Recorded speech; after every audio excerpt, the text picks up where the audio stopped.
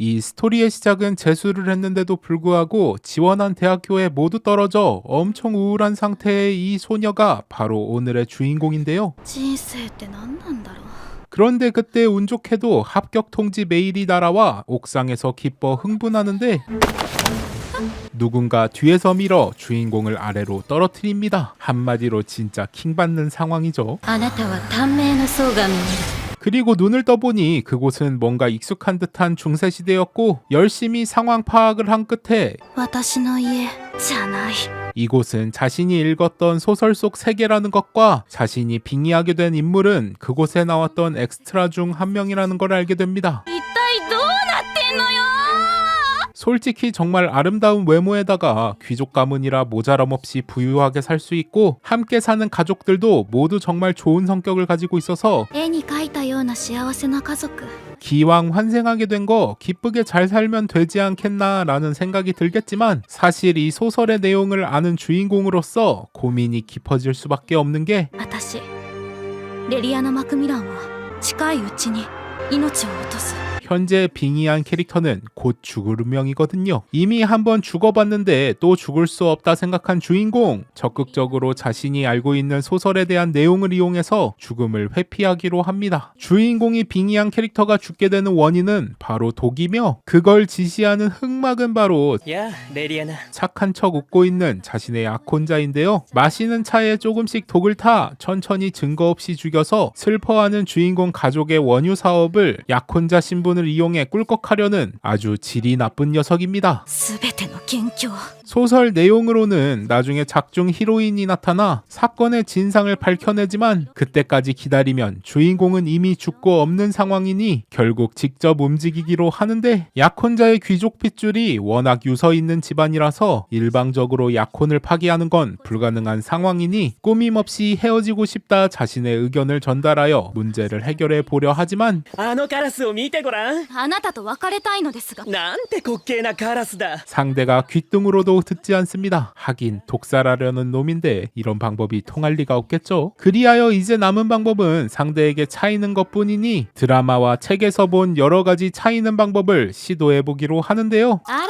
ごめんなさい。 함께 간 레스토랑에서 와인을 머리에 쏟아버린다던가 피아노를 쳐달라 말하고 혼자 도망쳐 나와 버린다거나 勝った。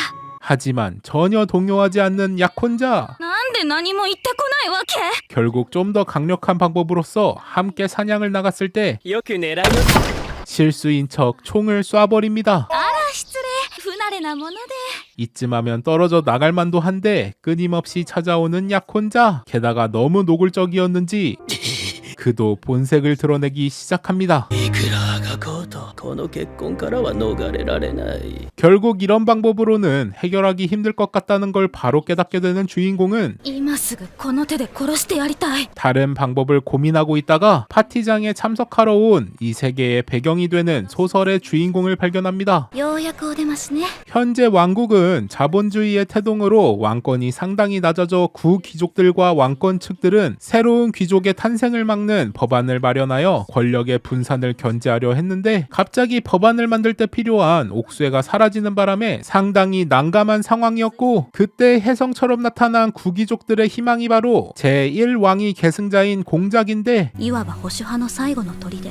잘 생각해보니 저 녀석이 주인공 소녀의 약혼자보다 높은 계급을 가졌으니까 가지고 있는 소설 지식을 잘 이용해서 구슬리면 어떻게 되지 않을까라는 생각으로 一か八か。 정원으로 향하는 그를 따라 밖으로 나갑니다. 소녀가 모르는 곳에서 약혼자가 계획이 잘 안 풀린다는 소식을 들은 흑막들에게 압박을 받고 있다는 걸 失敗すればお前の命はない。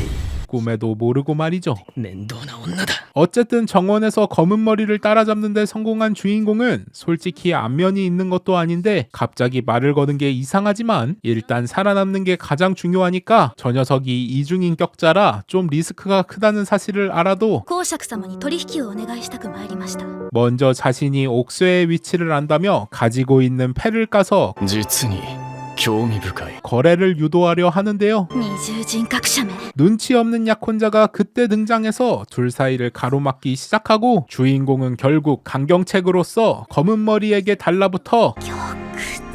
옥새의 위치를 볼모로 연인인 척 연기하기 시작하며 당황한 약혼자에게 결혼은 파기할 거라며 검은 머리에 권력을 등에 업고 もういいだろう 단호하게 이야기합니다. 그리고 타이밍 좋게 자신을 찾으러 온 하인을 따라 그 자리에서 벗어나는데요. 분노한 약혼자는 검은 머리에게 어떻게 이럴 수 있냐며 따지지만 신분이 더 높은 상대에게 어쩌지 못하고 쪼그리가 됩니다. 黙って引き下がる私ではありませんの。 하지만 아닌 척했지만 이 상황이 당혹스러운 건 검은 머리도 마찬가지였으니 ビートン 자신의 기사를 사용하여 저 수상한 약혼자 녀석과 옥새의 정보를 안다는 子犬に会ってね 소녀의 뒤를 캐기 시작하는데 本当にこれでよかったのかしら。 과연 우리의 주인공은 원래 소설 내용과는 다르게 죽는다는 예정에서 벗어나 이 세상에서 문제없이 살아남는데 성공할 수 있을까요? 二度も死ぬなんて絶対に嫌。